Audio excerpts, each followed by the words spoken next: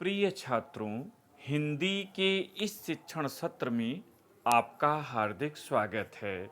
आज हम बलिदान कहानी के तीसरे भाग का अध्ययन करेंगे।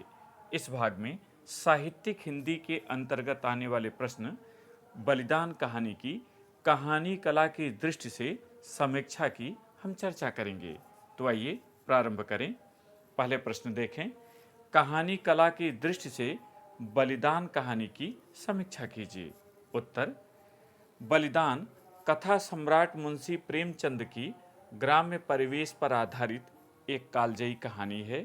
इस कहानी में कहानीकार ने किसान और मजदूरों का जमींदार और साहूकारों द्वारा शोषण किए जाने की समस्या को जीवंत रूप में चित्रित किया है। कहानी कला की दृष्टि से बलिदान कहानी की समीक्षा निम्नवत है। किसी भी कहानी की समीक्षा कुल 6 शीर्षकों के अंतर्गत की जाती है। तो आइए उन्हीं के अंतर्गत हम बलिदान को देखें। पहला शीर्षक कथानक अथवा कथा वस्तु। प्रस्तुत कहानी का कथानक ग्रामीण श्रमिक वर्ग तथा कृषक परिवार के सेवा, त्याग और समर्पण पर आधारित है। बलिदान एक ऐसे युवा किसान गिरधारी की कहानी है जो अपने पिता हरखू के क्रियाकर्म में अपनी हैसियत से अधिक खर्च करता है और कर्ज में डूबकर अपने खेत और बैल गंवा देता है। इससे उत्पन्न हताशा ने उसे प्रेतात्मा बना दिया। उसे भूत के रूप में देखकर कालिका दीन उसके खेत छोड़ देता है और कोई दूसरा उसके खेतों को लेने के लिए तैयार नहीं होता। इस प्रकार गिरधारी का बलिदान व्यर्थ नहीं जाता।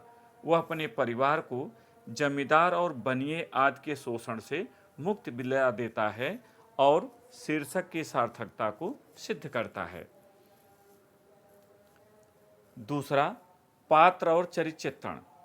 प्रस्तुत कहानी के पात्र ग्राम्य जीवन के यथार्थ जगत से संबंधित हैं। इस कहानी में कहानीकार ने पुलिस प्रशासन, ग्राम पंचायत, जमींदारी व्यवस्था, कृषि और श्रम क्षेत्र से अलग अलग प्रतिनिधि पात्रों का चयन किया है। हरखू व्यवसायी से किसान बना है, अतः उसमें संपन्नता की अकड़ विद्यमान है। कंजूस प्रवृत्ति के कारण वह बीमार होने पर दवा नहीं लेता और स्वर्ग सिधार जाता है। गिरधारी हरखू का पुत्र और गांव का इज्जतदार किसान है। वह पिता के क्रियाकर्म में अपनी हैसियत से अधिक खर्च करता है और कर्ज में डूबकर अपनी जीवन लीला का ही अंत कर लेता है। जमींदार ओंकारनाथ सिंह, मंगल सिंह, कालिका दीन और तुलसी बनिया शोषक वर्ग के पात्र हैं। सुभागी गिरधारी की पत्नी और कहानी की एकमात्र स्त्री पात्र है। तीसरा शीर्षक देखें, कथोपकथन अथवा संवाद। प्रस्तुत कहानी के संवाद अत्यंत संक्षिप्त, रोचक, सरल एवं स्वाभाविक हैं। संवादों के माध्यम से ग्रामीण जीवन की व्यवस्था, आस्था, विश्वास, हताशा, निराशा आदि को कुशलतापूर्वक चित्रित किया गया है। यथा एक उदाहरण देखें। तब गिरधारी मंगल सिंह से बोला, तुम इन्हें ले लो तो घर ही में रह जाएं, कभी कभी आंख में देख तो लिया करूंगा। मंगल, मुझे अभी तो ऐसा कोई काम नहीं, लेकिन घर पर सलाह करूंगा। गिरधारी, मुझे तुलसी के रुपए देने हैं, नहीं तो खिलाने को तो भूसा है। मंगल, वह बड़ा बदमाश है, कहीं नालिश न कर दे। चौथा शीर्षक भाषा शैली। प्रेमचंद पात्रानुकूल और परिस्थिति के अनुसार भाषा शैली का प्रयोग करने में सिद्धहस्त हैं।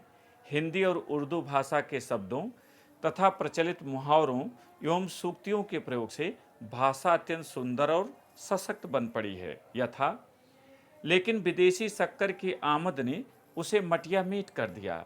धीरे धीरे कारखाना टूट गया, जमीन टूट गई, ग्राहक टूट गए और वह भी टूट गया। 70 वर्ष का बूढ़ा जो एक तकिएदार माचे पर बैठा हुआ नारियल पिया करता था, अब सिर पर टोकरी लिए खाद फेंकने जाता है। पांचवा शीर्षक देश काल और वातावरण। कहानीकार ने प्रस्तुत कहानी में ग्रामीण वातावरण को बड़ी कुशलता से चित्रित किया है। ग्रामीणों के आचार विचार, उनकी मान्यताएं और परंपराओं के स्वाभाविक चित्रण से वातावरण जीवंत हो उठा है। यथा बेला में होली न मनाई गई, न अबीर और गुलाल उड़ी, न डफली बजी, न भंग की नालियां बहीं। कुछ लोग मन में हरखू को कोसते अवश्य थे कि बुढ़े को आज ही मरना था, 2-4 दिन बाद मरता। छठा शीर्षक उद्देश्य। ग्रामीणों द्वारा झूठी मान प्रतिष्ठा के लिए हैसियत से अधिक खर्च कर आर्थिक झंझावातों में उलझना तथा किसान और मजदूरों का जमींदार और साहूकारों द्वारा शोषण किए जाने की समस्या को चित्रित करना ही इस कहानी का प्रमुख उद्देश्य है। इस कहानी में कहानीकार ने न केवल समस्या को उठाया है बल्कि उसका समाधान भी प्रस्तुत किया है कि हैसियत से अधिक खर्च नहीं करना चाहिए और एक ही व्यवसाय से बंध कर नहीं रहना चाहिए। किसान वर्ग की अपने खेतों व खेती के प्रति निष्ठा व समर्पण की भावना को दिखाना भी कहानी का एक उद्देश्य है। निष्कर्ष। उपर्युक्त विवेचन से स्पष्ट है कि बलिदान कहानी कला की दृष्टि से एक सफल कहानी है। यह ग्रामीण जीवन की सजीव झांकी प्रस्तुत करती है। इस भाग में इतना ही। बहुत बहुत धन्यवाद।